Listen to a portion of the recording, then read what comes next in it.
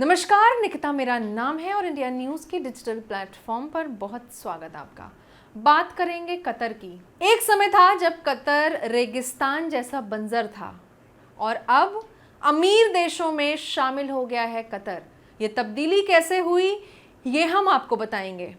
बात है 1950 की, जब कतर ने धीरे धीरे आधुनिकीकरण शुरू किया और ऐसे में जिस तरह से देश का पहला स्कूल की बात करें, हॉस्पिटल की बात करें, टेलीफोन एक्सचेंज, सभी जो 1950 के दशक में खोले गए थे, तो कहीं ना कहीं एक तरह से आधुनिकीकरण की तरफ जिस तरह से कतर बढ़ा है और जो देश में गरीबी से जूझ रहा था, धीरे धीरे किस तरीके से उसने अपने आप को स्टैंड किया, किसने कैसे अपनी जो स्थितियां हैं उसको मजबूत किया।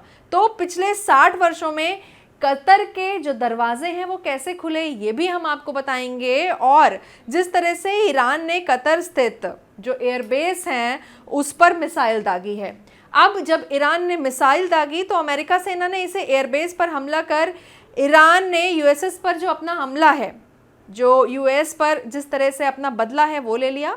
और आपको बता दें कि कतर को फिलहाल कोई छोटा मोटा देश मत समझिए। कतर पूरी तरीके से हाईटेक हो चुका है।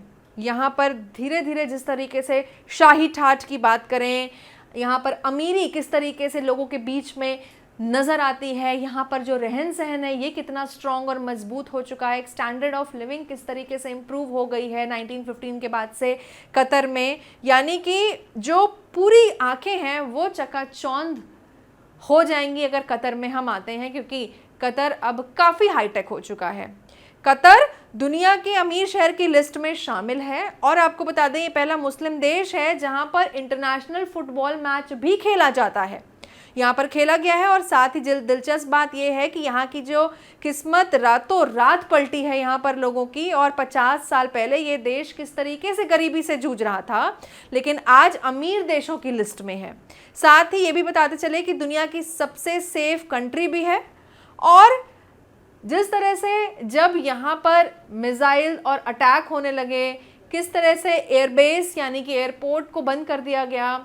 दोहा एयरपोर्ट की अगर मैं बात करूं, बेहद खूबसूरत एयरपोर्ट है दोहा का, जहां पर अब जब आप अंदर जाएंगे तो एक जंगल जैसी रॉयल फीलिंग आएगी। मैं खुद भी वहाँ पर जा चुकी हूँ और ये मेरा पर्सनल एक्सपीरियंस है कि उसके एयरपोर्ट को देखने के लिए दूर दराज से लोग आते हैं, क्योंकि कह सकते हैं कहीं ना कहीं दुनिया का सबसे बेस्ट जो एयरपोर्ट है वो दोहा का एयरपोर्ट कहा जाता है। और जब ये दंगे हुए, जब मिसाइल्स गिरी और मिसाइल्स दागी गई, तो कहीं ना कहीं एयरपोर्ट भी बंद कर दिया गया, क्योंकि एक डर ज़रूर था कि इतनी मेहनत से एक देश को स्टैंड किया है और अगर वो डिस्ट्रक्ट हो जाता है तो कितना भारी नुकसान सहना पड़ेगा।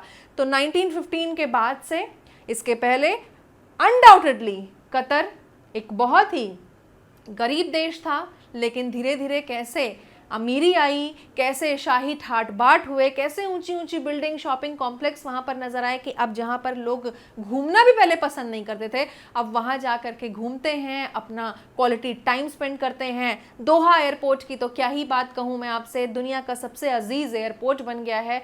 तो फिलहाल जिस तरह से आधुनिकीकरण की जो रेस है उसमें आ गया है और आज की डेट में अमीर देशों में शामिल है, क्योंकि जिस तरह से वहाँ पहला हॉस्पिटल की बात करूँ, स्कूल की बात करें, वो खुला था और ये देश है जहाँ पर फुटबॉल मैच भी खेला गया है।